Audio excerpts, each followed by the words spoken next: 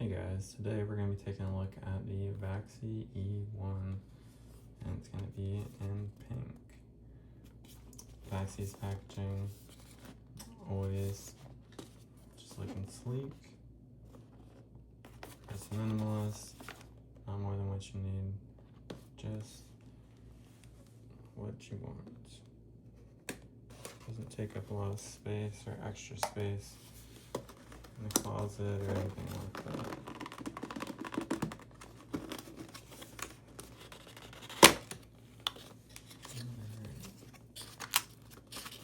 Nice little pool tab.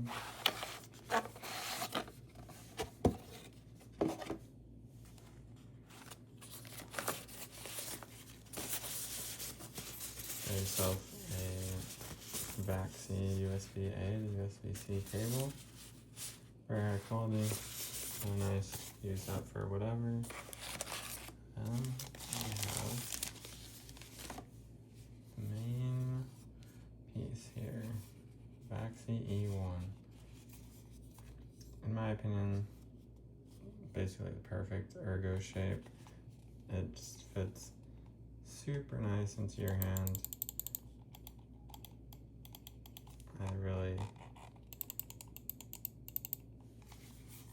I don't think I would change anything about this mouse personally. I have another one of these in blue, and I liked it so much that I wanted to get a second one.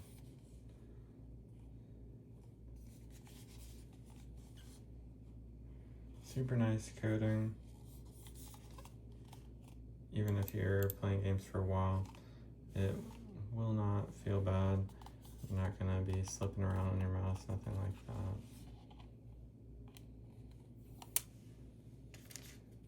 These little stickers out of here.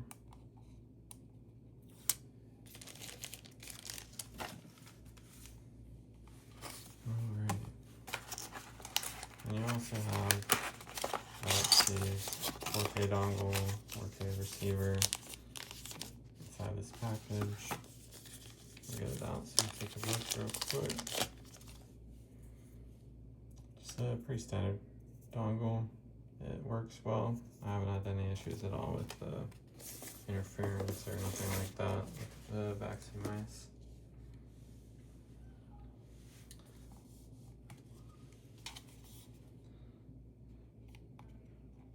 On Vaxee, the build quality is always second to none. There's no creaking, no bending, nothing's breaking from you squeezing on it. This thing is a bit of a tank, and to some people, the weight might be a turnoff. 60 grams, I believe it is, which we'll test out right now.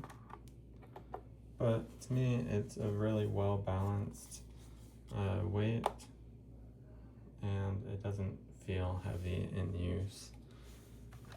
Of course, it's a little bit heavier than something like the X2 Crazy Light, where that's 39 grams. You can tell a difference, but it's not something that you're noticing in game every time you make a flick or something like that. Alright, so you got the power button, just press and hold that, lights up your stuff. And then this button would be for your different settings and such. When all the lights are lit up there, it's 4,000 hertz, and then 2,000, 1,500. Lift-off distances. Alright, let's check out the click implementations. Go from the side first.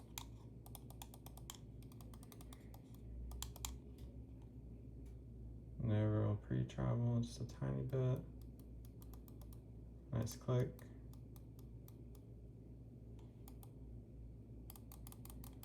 Yep.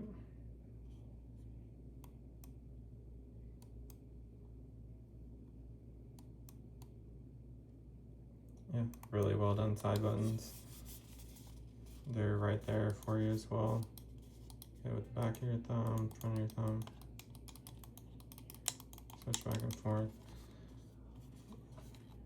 I know it's really important to some people. I don't use them personally that much, but is nice to have well implemented ones.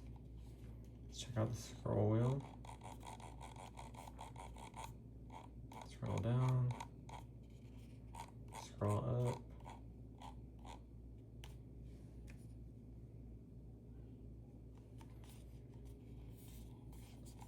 See the click. Nice and light. Spammable for sure. And let's check out the click implementation as well. As you can see the shape from the front pretty nicely there. Very angled to the side, very comfortable.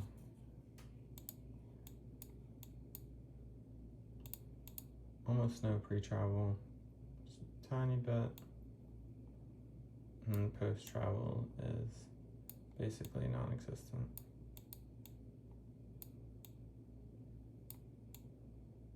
Side to side, tiny bit of movement, but no grinding or anything like that.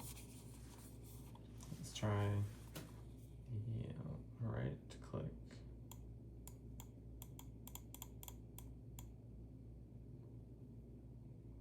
Again, a little bit side to side, but no grinding. Pre-travel, tiny bit, really light click.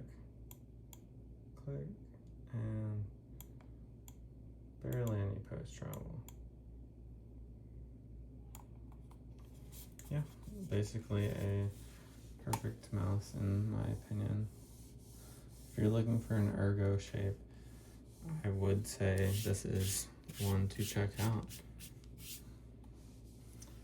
I'll be comparing it real quick now against the Vaxee Thorn